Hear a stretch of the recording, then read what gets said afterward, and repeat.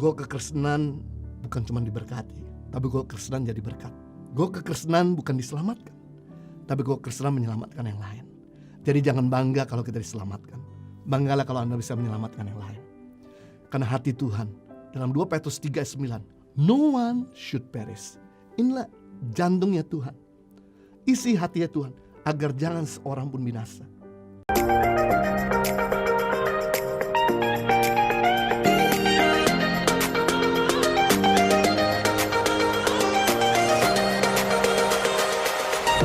Yang ketiga, perjalanan yang mengubah kehidupan dari orang-orang Majus ini mempersembahkan persembahan kepada Yesus. Matius pasal 2 ayat 11 bagian B, mereka pun membuka tempat harta bendanya dan mempersembahkan persembahan kepadanya, yaitu emas, kemenyan, dan mur. Orang Majus datang jauh-jauh dari timur, dari Persia, ribuan kilometer, menempuh lintas negara, kepanasan pasti sampai di Bethlehem sudah gosong. Yang menarik, orang Majus ini ketika ketemu sama Yesus, dia memberi persembahan. Dia tidak minta. Biasa orang datang jauh-jauh, seperti ke Gunung Kawi, seperti kepada orang-orang yang pintar untuk bisa dapatkan sesuatu. Tapi orang Majus ini, dia datang jauh-jauh untuk memberi sesuatu kepada Tuhan Yesus. Satu gambaran, kalau kita mau hidup kita berubah, kita perlu jadi orang yang bukan cuma sekedar meminta, tapi juga memberi. Karena hubungan kita sama Tuhan bukan hubungan antar pengemis dengan orang lain. Hubungan kita sama Tuhan hubungan antar bapak sama anak. Anak kalau datang sama bapak gak selalu minta, pasti dia lakukan sesuatu untuk menyenangkan hati bapaknya. Apa yang kita bisa berikan kepada Tuhan? Yang pertama, harta. Kenapa kita perlu memberi harta? Karena di mana ada hartamu, di situ hatimu berada. Kalau engkau memberikan hartamu kepada Tuhan, hatimu di Tuhan. Makanya orang Majus ini datang jauh-jauh, 2 tahun perjalanan memberikan kepada Tuhan, karena hatinya di Tuhan Yesus. Di mana hartamu berada? Di gadget? Maka engkau kan menghabiskan uangmu di gadget. Di tas, di sepatu, di perhiasan, maka engkau kan menghabiskan di situ. Di makanan, maka engkau kan menghabiskan di situ. Penting di sini untuk kita memberikan harta, supaya membuktikan bahwa hatimu itu bukan pada barang, tapi hatimu itu kepada Tuhan. Karena memberi itu menyunat hati kita supaya gak materialistis. Kalau saya terus masuk, makan, gak pernah keluar, maka saya akan sakit. Kalau saya terus berusaha untuk tahan, gak pernah mau keluar, makan terus, gak pernah keluar, lama-lama saya bisa mati muda. Makanya Tuhan adil, kasih satu lubang di depan, satu lubang di belakang. Ada input harus ada output. Sama hal. Kenapa Tuhan ajarkan kita untuk memberi? Supaya kita bisa mengalirkan berkat kepada Tuhan.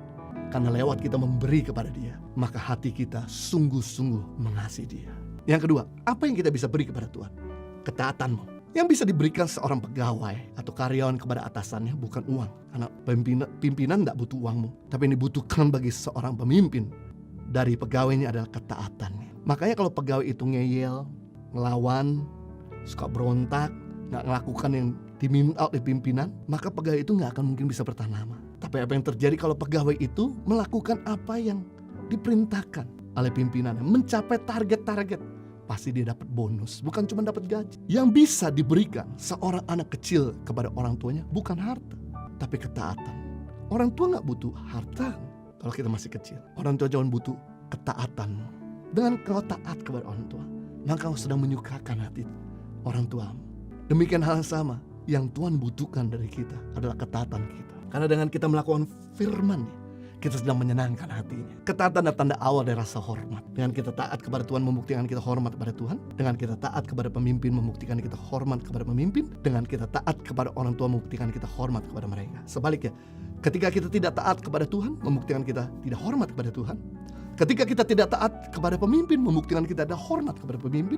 Ketika kita tidak taat kepada orang tua, membuktikan kita kurang ajar sama mereka. Yang ketiga, apa yang kita bisa berikan kepada Tuhan? Dengan membawa orang-orang yang belum mengenal Yesus.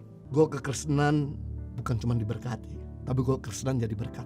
Gue kekristenan bukan diselamatkan, tapi gue kekristenan menyelamatkan yang lain. Jadi jangan bangga kalau kita diselamatkan. Banggalah kalau Anda bisa menyelamatkan yang lain. Karena hati Tuhan dalam 2 Petrus 3 ayat 9, no one should perish. Inilah jantungnya Tuhan, isi hatinya Tuhan, agar jangan seorang pun binasa. Gak ada salahnya kalau kita datang sama Tuhan, kemudian berkata, Tuhan berikan saya pasangan hidup, berikan kepada saya uang, berikan kepada saya pekerjaan dan sebagainya. Gak ada salah. Tapi saya sedang mengubah konsep kita. Mari datang kepada Tuhan, jangan selalu ngemis. Tapi kita bisa beri sesuatu. Apalagi baru-baru ini kita merayakan Natal.